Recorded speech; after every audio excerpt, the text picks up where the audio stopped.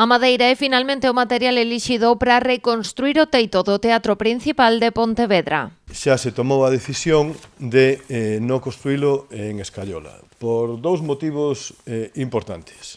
O primeiro, como vos decía outro día, é que, aínda que hai empresas que se dedican á construcción de escayola a este volume, o que é difícil é o traballo artesanal, manual, para construir pezas como esta. Por lo tanto, vaise facer en madeira, porque podemos reproducir, por ese motivo, e porque podemos reproducir muitísimo mellor o mapeado que se fixo, o que se está terminando de procesar. As obras de emerxencia comezaron tras a caída dunha parte do falso teito, pero o inicio dos traballos sinalan que as deficiencias son máis graves do previsto. De feito, será preciso reconstruir todo o teito do patio de butacas. O teatro xa non cumpría as condicións de seguridade que debería ter.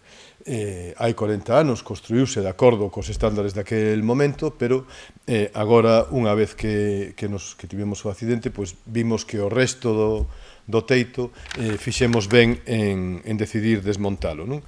Tamén terán que substituirse os traveseiros brancos de madeira do teito que tiñan funcións acústicas e cuxas suxeicións non cumpren coa normativa de seguridade actual.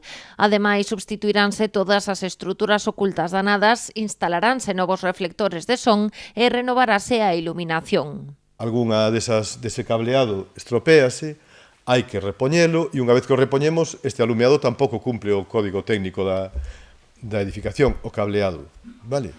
E, polo tanto, hai no que cambiar tamén, poñémolo de acordo cos estándares actuais para que cumpla con absolutamente todas as normativas de seguridade habidas e por haber.